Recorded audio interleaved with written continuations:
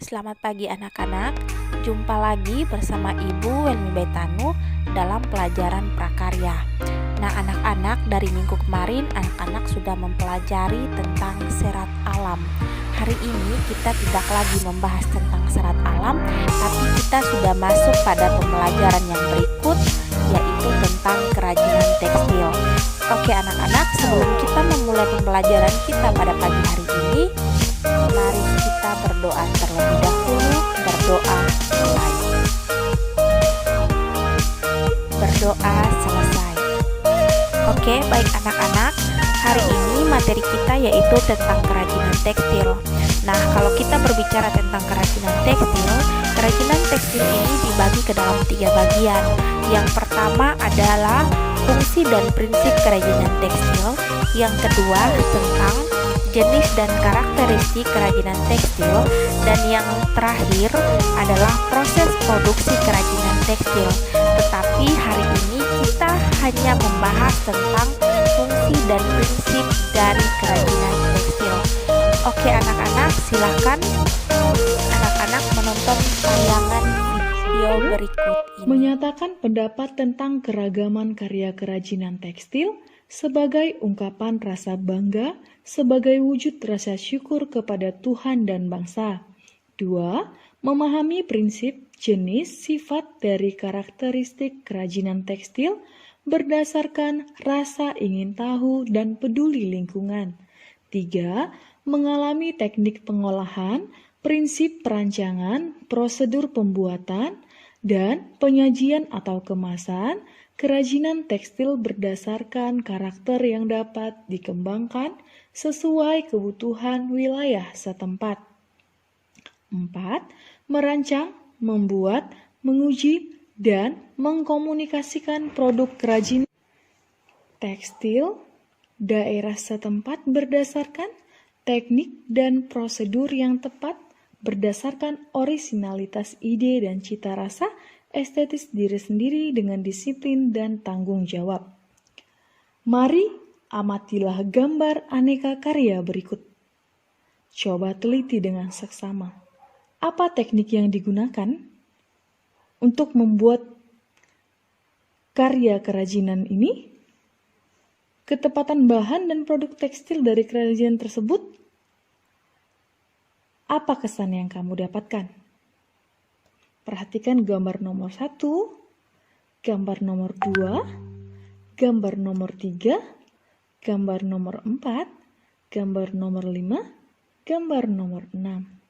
Ya, ini semua adalah kerajinan bahan tekstil.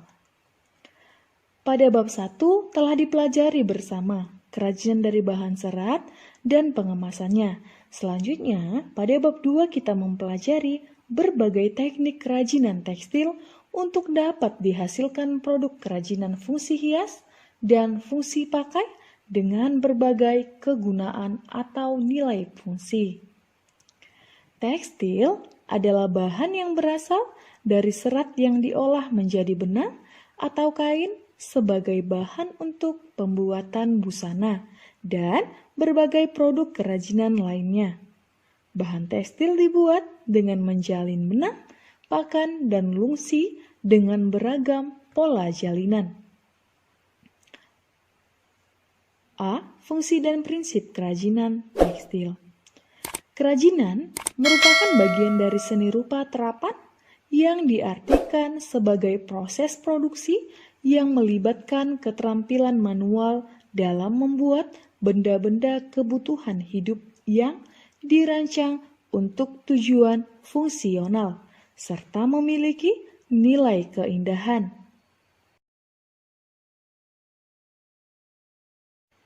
Fungsi penghias, fungsi benda pakai, fungsi kelengkapan ritual, fungsi simbolik. Fungsi penghias. Perhatikan gambar berikut. Ini adalah hiasan dinding teknik batik. Nah, gambar ini adalah berfungsi sebagai penghias. Fungsi penghias, kerajinan yang dibuat semata-mata sebagai hiasan pada suatu benda atau sebagai pajangan suatu ruang dan tidak memiliki makna tertentu selain menghias. Contoh hiasan dinding. Fungsi benda pakai. Ini adalah gambar contoh fungsi sebagai benda pakai. Fungsi benda pakai kerajinan yang dibuat berdasarkan tujuan untuk digunakan sebagai kebutuhan sehari-hari. Contohnya busana, tas, dan aksesoris seperti di gambar ini. Fungsi kelengkapan ritual. Ini adalah gambar kain ulos pakaian adat. Fungsi kelengkapan ritual, kerajinan yang mengandung simbol-simbol tertentu dan berfungsi sebagai benda magis berkaitan dengan kepercayaan dan spiritual. Contohnya, ulos seperti gambar ini. Kain tenun tersebut yang dikenakan saat upacara pernikahan, pemakaman, dan pesta adat lainnya. Fungsi simbolik. Ini adalah gambar tenun Sindelio sebagai penolak bala. Nah, fungsi simbolik kerajinan tekstil tradisional selain sebagai hiasan juga berfungsi melambangkan hal tertentu yang berhubungan dengan nilai spiritual. Contohnya, tapestri, tenun, dan batik yang dibuat dengan motif simbol seperti gambar tenun Sindelio ini. Kerajinan tekstil yang bertujuan sebagai fungsi hias dan fungsi pakai sama-sama memiliki nilai ekonomis. Kerajinan itu sendiri dapat menambah nilai jual suatu produk, contohnya seperti di gambar berikut ini. Ada tas, ada sendal yang dilukis dengan lukisan batik, ada dompet yang dilukis dengan lukisan batik. Dalam mengolah bahan dasar kerajinan, fungsi hias diperlukan. Sebuah teknik yang sesuai dengan karakteristik bahan dasar yang digunakan dan tujuan dari pembuatan produk kerajinan. Tentunya, banyak teknik yang digunakan untuk bekerja dalam membuat kerajinan fungsi hias ataupun fungsi pakai. Masing-masing teknik memiliki kekhasan sesuai dengan karakteristik bahan dasar yang digunakan. Teknik pengerjaan sebuah kerajinan pun dipengaruhi oleh alat yang dipakainya. Sebuah alat dapat mempercepat dan mempermudah produksi kerajinan. Peralatan yang digunakan juga bergantung pada kebutuhan. Penggunaan teknik tersebut, teknik yang digunakan diantaranya adalah teknik jahit untuk tekstil menggunakan alat mesin jahit, teknik ukir untuk kayu menggunakan alat pahat, teknik rajut untuk serat menggunakan alat hakpen, teknik sulam untuk serat dan pita menggunakan jarum, dan lain-lain. Contoh alat yang digunakan untuk membuat kerajinan seperti contoh gambar di bawah ini. 1. Keterampilan tangan. Seorang yang bekerja membuat produk-produk kerajinan umumnya disebut perajin. Perajin yang telah disebutkan di atas adalah seorang profesional yang bekerja secara konsisten berkualitas tinggi dalam menciptakan sebuah produk. Dalam hal ini, sangat dibutuhkan keterampilan tangan dalam mengerjakan pekerjaan manual yang bersifat praktik, seperti halnya seorang mekanik.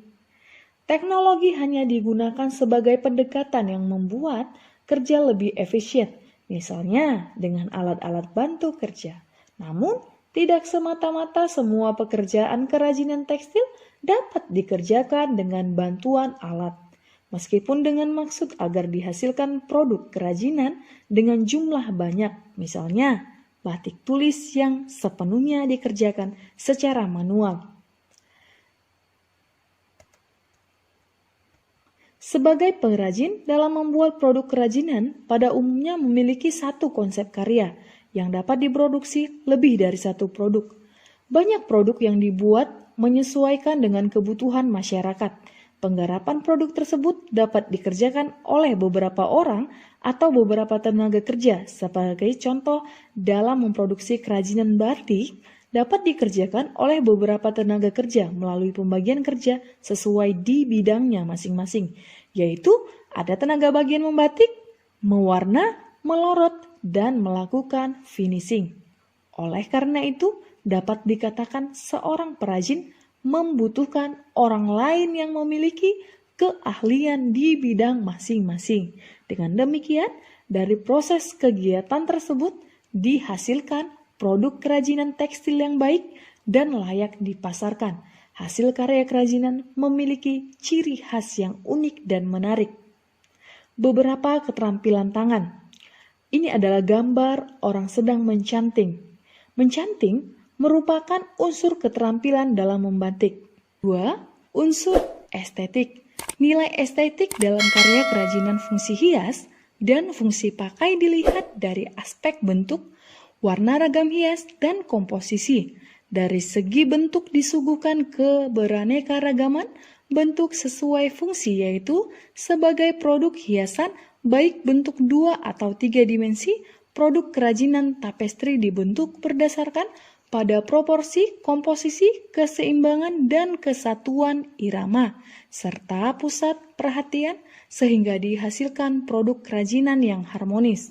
Fungsi warna sebagai penunjang keindahan dan juga sebagai perlambangan adanya unsur estetik pada karya kerajinan dapat meningkatkan citra produk kerajinan tersebut.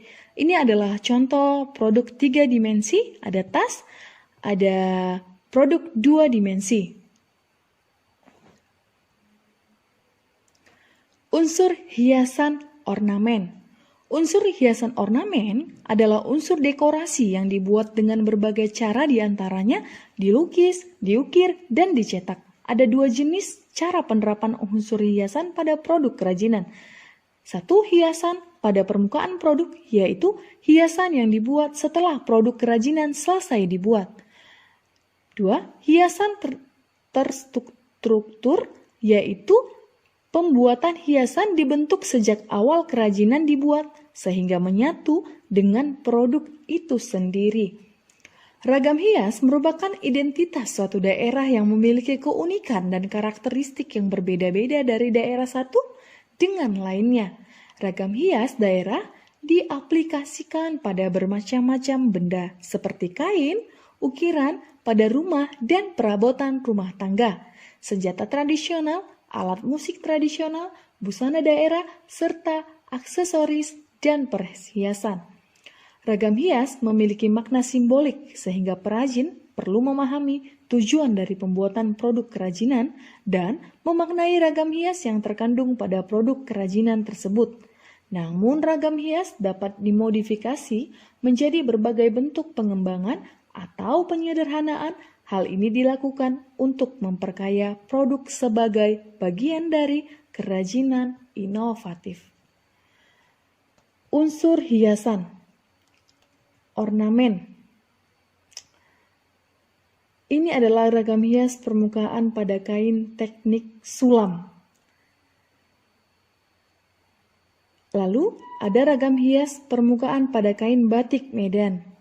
Lalu ada ragam hias struktur dengan teknik rajut. Demikian materi kita hari ini, fungsi dan prinsip kerajinan tekstil. Sekian dan terima kasih, selamat pagi.